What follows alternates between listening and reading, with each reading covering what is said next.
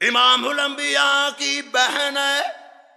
نام تم نے سنا ہوگا. جب حلیمہ سعدیہ کے گھر حضور تشریف لائے، آپ جب بکریاں چرانے جاتے تھے تو آپ کے ساتھ کون ہوتی تھی؟ اللہ اکبر، شیما. اللہ اکبر. تم یہ ایسے لوگ ایسے نام رکھنا پسند نہیں کرتے. بہرحال بات دوسری طرف نہ چلی جائے. وہ بہن کتنی خوش قسمت نکلی جو نبی کے ساتھ بکریاں چراتی تھی. غزوہ طائف ہے، چند لوگ پکڑے گئے، 300 کے قریب لوگ گرفتار ہوئے. ان میں حضور کی یہ بہن بھی تھی. صحابہ کرام نے پکڑ رکھا ہے. ایک صحابی کو حضرت شیما نے فرمایا تمہارا نبی کہاں رہتا ہے؟ وہ تم بات کیسے کر رہی ہو؟ صحابہ یاد رکھنا، نبی کی شان کی گستاخی کی بات تو الگ رہی، کوئی نبی کی طرف ایسا اشارہ بھی کرتا تھا صحابہ کرام سے وہ برداشت نہیں ہوتا تھا. حضور صلی اللہ علیہ وسلم کے بعد تشریف فرما ہے، چاچا بھتیجا بیٹھا ہوا ہے. چاچا مسلمان نہیں، بھتیجا مسلمان ہے.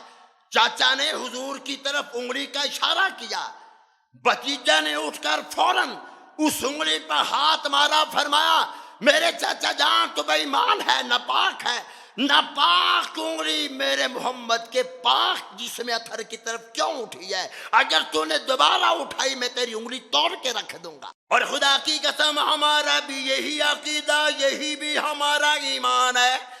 ہم گناہ گار ضرور ہیں، لیکن یاد رکھنا ظالموں، جو انگلی میرے نبی کی عزت ناموس کے خلاف اٹھ گئی، جو ہاتھ میرے محبوب کی طرف بڑھا، اور جس زبان نے میرے حضور کی شان میں گستاخی کی، جس زبان نے میرے صدیق کے خلاف بکواس کیا، جس زبان نے عمر کے خلاف بکواس کیا، اہل بیت کے خلاف بکواس کیا، علی کی شان میں گستاخی کی، خدا کی قسم وہ زبان گدی سے نکال کر کتوں کے آگے پھینک دیں گے.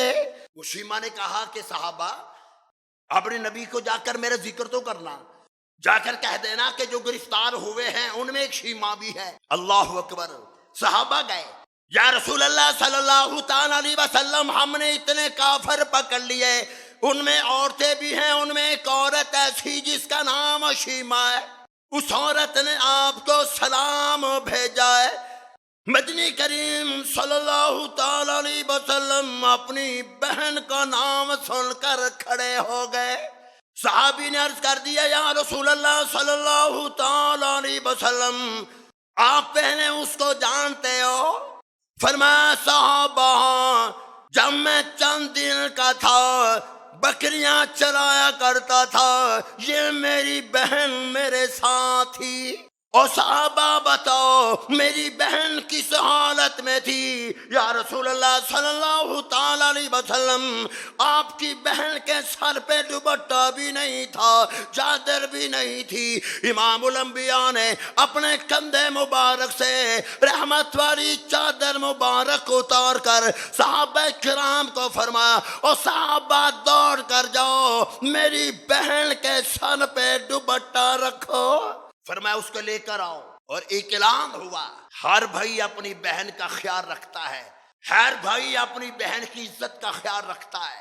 فرمایا صحابہ بیڑیاں تم نے جو لگا رکھی ہے، زنجیروں سے قیدیوں کو باندھ رکھا ہے، میں محمد صلی اللہ علیہ وسلم اعلان کرتا ہوں میری بہن کو چھوڑ دو. اور ساتھ ہی فرمایا میری بہن کے طفیل میں سارے قیدیوں کو چھوڑ دو. کوئی بہن کسی بھائی کی ہوتی ہے، یہ بہن محمد رسول اللہ سب کا تو صلی اللہ تعالی علیہ وسلم. بہن آ گئی، درمیان کی بات چھوڑ رہا ہوں وقت کم رہ گیا. بہن تشریف لے آئی، امام الانبیاء کے قریب بیٹھ گئی. آپ نے صحابہ کرام کو جمع فرمایا، صحابہ ادھر آؤ. آ گئے. فرمایا میری بہن جو بچپن میں ہم بکریاں چراتے تھے ذرا میرے یاروں کو تو سناؤ، وہ ہم کیسے جاتے تھے، کس طرح جاتے تھے؟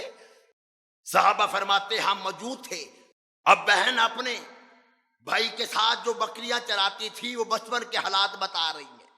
فرمانے لگی میرے بھائیان آپ کو یاد ہے، کہیں بھول تو نہیں گئے؟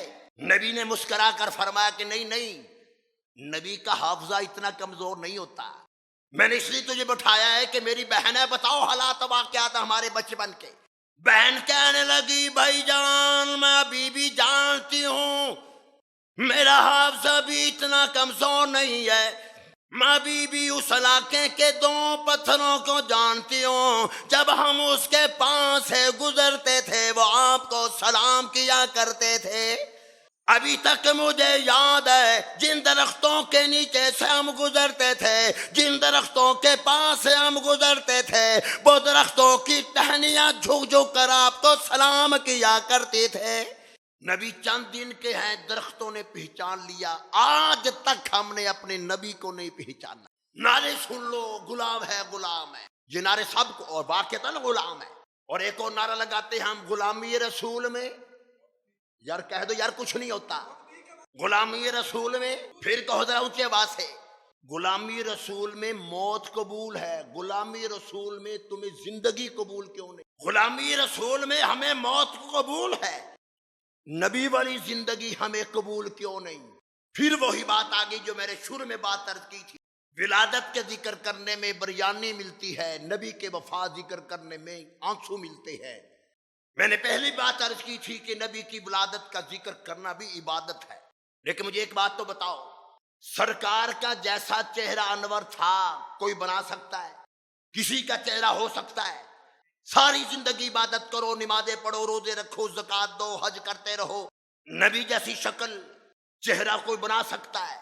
فیل لولی لگاؤ، طرح طرح کے پاؤڈر لگاؤ، طرح طرح کے پرفیوم لگاؤ، پیغمبر کے پسینے جیسی خوشبو آ سکتی ہے؟ نبی کی سیرت پر عمل ہو سکتا ہے کہ نہیں ہو سکتا؟